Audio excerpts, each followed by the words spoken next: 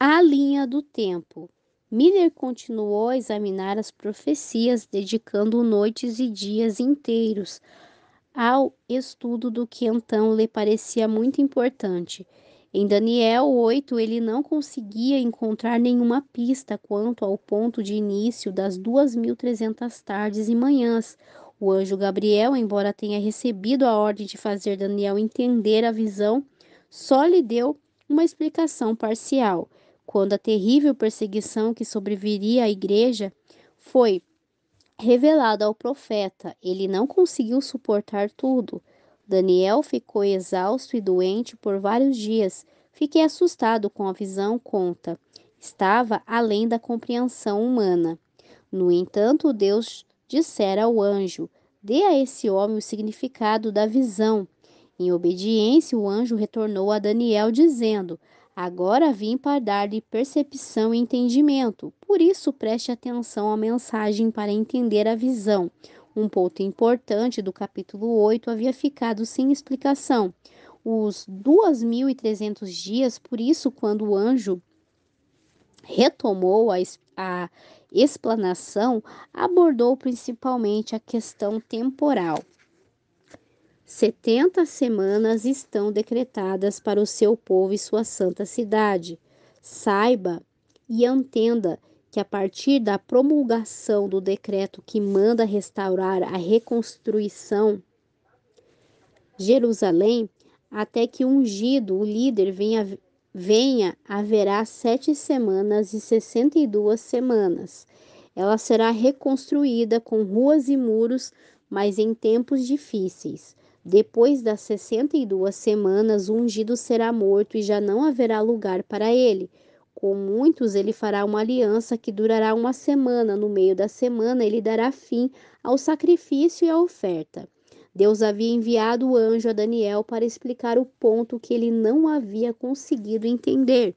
Até 2300 tardes e manhãs, e o santuário será purificado. As primeiras palavras do anjo foram: 70 semanas estão decretadas para o seu povo e sua santa cidade. A palavra traduzida por decretadas significa literalmente cortadas. 70 semanas, 490 anos, deveriam ser cortados de maneira especial para os judeus. Dois períodos. Do que elas seriam cortadas, como as 2300 tardes e manhãs são o único período temporal mencionado no capítulo 8, as 70 semanas precisam fazer parte dos 2300 dias. Os dois períodos precisam começar juntos e as 70 semanas iniciam a partir da promulgação do decreto que manda restaurar e reconstruir Jerusalém. Se a data dessa ordem fosse encontrada, então se saberia o ponto de início das 2300 tardes e manhãs. No capítulo 7 de Esdras, encontramos o decreto promulgado por Artaxerxes, rei da Pérsia, em 457 a.C. Três reis despencaram um papel Três reis desempenharam um papel em emitir e contemplar o decreto, levando-o à conclusão exigida pela profecia para marcar o início dos 2300 anos, tomando o ano 457 a.C., quando o decreto foi completo como a data de sua promulgação. Todos os pontos da profecia de 70 semanas haviam se cumprido com clareza. A partir da promulgação do decreto que manda restaurar e reconstruir Jerusalém, até que o ungido príncipe venha, haverá 7 semanas e 62 semanas, 69 semanas ou 483 anos. O decreto de Artaxerxes entrou em vigor no outubro de 457 a.C. A partir dessa data, 483 anos se estenderam até o outono de 27 depois de Cristo. Nesse momento a profecia se cumpriu. No outono de 27 antes de Cristo Foi batizado por João e recebeu a unção do Espírito. Após o batismo, ele foi para a Galiléia proclamando as boas novas de Deus. O tempo é chegado, dizia ele. Uma mensagem para todos. Com muitos, ele fará uma aliança que durará uma semana. Os últimos 7 anos do período marcado para os judeus, durante esse tempo de 27 a 37 depois de Cristo, Cristo e seus discípulos fizeram um convite do Evangelho de maneira especial aos judeus. A instrução do Salvador aos apóstolos foi: não se dirijam aos gentios, nem entrem em cidade alguma dos samaritanos, antes dirijam-se às ovelhas perdidas de Israel. No meio da semana, ele dará fim ao sacrifício e à oferta. Em 31 depois de Cristo, 3 anos e meio após seu batismo, nosso Senhor foi crucificado. Com um grande sacrifício oferecido no Calvário, o símbolo se cumpriu. Todos os sacrifícios e todas as ofertas do sistema cerimonial chegariam ao fim. Os 490 anos dados aos judeus terminariam em 34 depois de Cristo.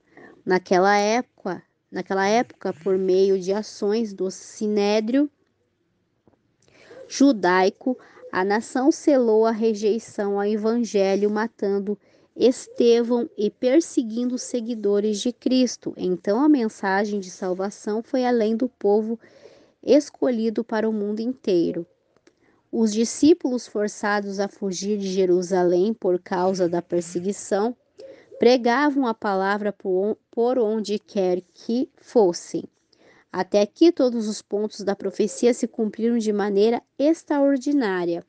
O início das 70 semanas foi estabelecido, sem sombra de dúvida, em 457 a.C., e o período terminou em 34 depois de Cristo, com umas 70 semanas, 490 anos.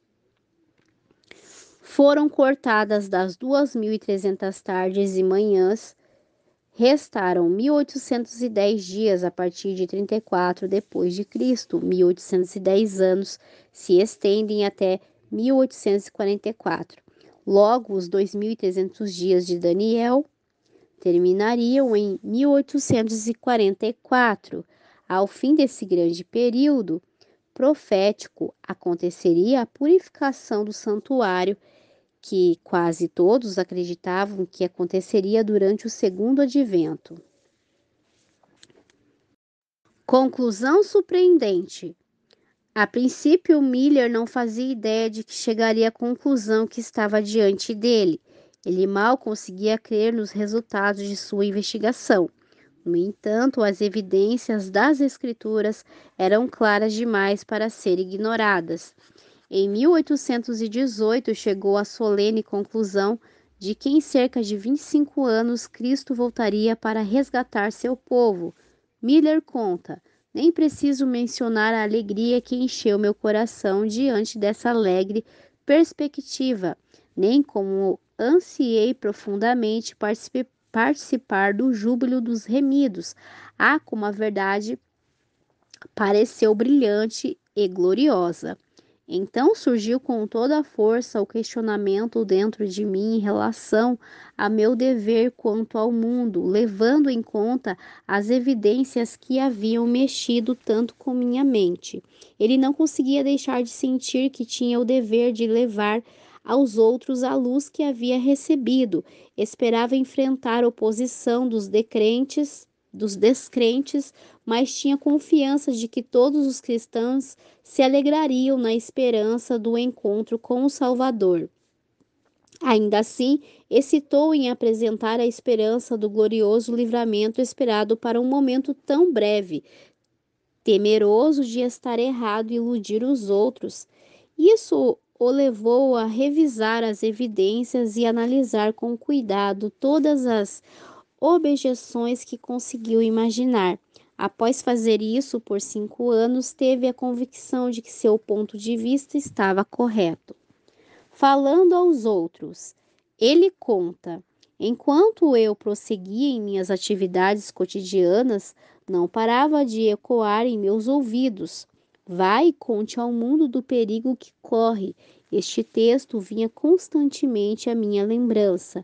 Quando eu disser ao ímpio que é certo que ele morrerá, e você não falar para dissuadi-lo de seus caminhos, aquele ímpio morrerá por sua iniquidade, mas eu considerei você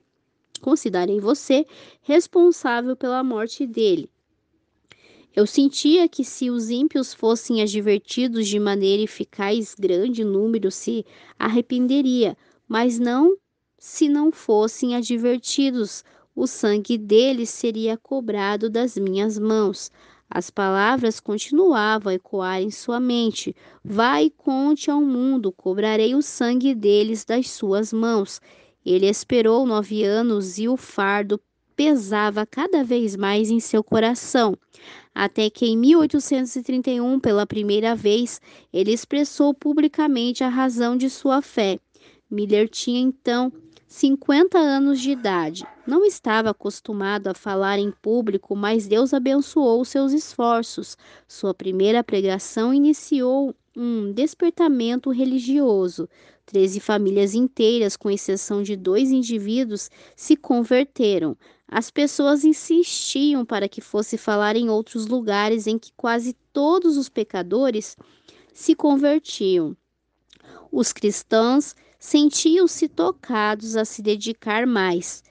Destas e escarnecedores foram levados a reconhecer a verdade da Bíblia. Sua pregação despertou a mente do público e obstruiu o mundanismo crescente e a imoralidade daquela era. Em muitos lugares, as igrejas protestantes de quase todas as denominações o receberam de bom grado. Em geral, os convites de pregação vinham dos pastores. Ele ele tinha a regra de não trabalhar em nenhum lugar para onde não for um convidado, mas logo percebeu que não conseguiria aceitar nem metade dos convites que apareciam. Muitos estavam convencidos de que a vinda de Cristo era certa e estava próxima e que necessitavam se preparar para o acontecimento. Em grandes cidades, alguns donos de bares transformaram seus estabelecimentos em salas de reunião. Locais dedicados a jogos de azar fechavam. Escarnecedores e até as pessoas mais imorais e devassas mudavam de vida. As mais variadas denominações marcavam cultos de oração, quase que de hora em hora, com os homens de negócios se reunindo ao meio-dia para louvor e oração. Não houve empolgação extravagante. A obra de Miller, assim como as dos primeiros reformadores, tendia a convencer o entendimento das pessoas e despertar a consciência em vez de meramente incitar as emoções. Em 1833, Miller ganhou permissão para pregar na Igreja Batista. Um grande número de ministros da denominação aprovava sua obra, e ele prosseguiu com seus esforços com apoio formal da parte deles. Viajava e pregava sem parar, sem nunca receber o suficiente para cobrir os gastos de viagens aos locais para onde era convidado. Por isso, a pregação cobrou um preço alto de suas finanças pessoais. A queda das estrelas. Em 1833, cumpriu-se o último dos sinais que Jesus havia prometido como indicativo de que o segundo advento estava próximo. As estrelas caíram do céu e em Apocalipse João declarou: as estrelas do céu cairão sobre a terra como figos verdes caem da figueira quando sacudidos por um vento forte. Essa profecia se cumpriu dramaticamente por meio da grande chuva de meteoros que ocorreu no dia 13 de novembro de 1833. A queda de estrelas mais abrajante e espantosa já registrada. Nunca caiu uma chuva mais pesada do que os meteoros sobre a Terra, leste, oeste, norte e sul. Era tudo igual.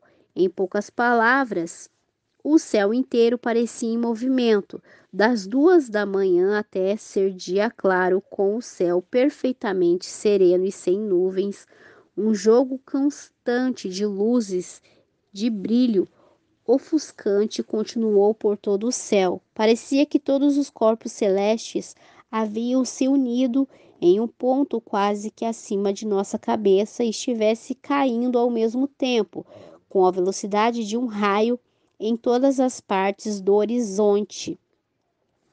Ainda assim, as estrelas não se esgotavam. Milhares rapidamente seguiam os rastros de milhares como se houvessem sido criadas para aquela ocasião. Seria impossível ver um comprimento mais adequado da imagem da figueira deixando cair os figos quando balançada por um forte vento. No jornal of Commerce, Jornal do Comércio de Nova York, publicado em 14 de novembro de 1833, um longo artigo referente a esse acontecimento, nenhum filósofo ou erudito já registrou um evento, suponho eu, como a da manhã de ontem. Um profeta o predisse há 1800 anos com exatidão, se nos darmos ao trabalho de compreender a queda das estrelas, no único sentido em que pode ser literalmente verdadeiro. Assim, o último sinal da vinda de Cristo se cumpriu daqueles que ele havia mencionado aos discípulos. Assim também, quando virem todas estas coisas, saibam que ele está próximo às portas. Muitos dos que testemunharam a queda das estrelas entenderam que se tratava de um anúncio do juízo futuro. Em 1840, outro cumprimento notável das profecias atraiu a atenção de muitos. 2 anos antes, Josiah Litch havia publicado uma explicação de Apocalipse 9, predizendo a queda do Império Otomano. Em 1840 d.C., em alguns momentos do mês de agosto, poucos dias antes de acontecer, ele escreveu: terminará em 11 de agosto de 1840, ocasião em que podemos esperar a desintegração do poder otomano em Constantinopla.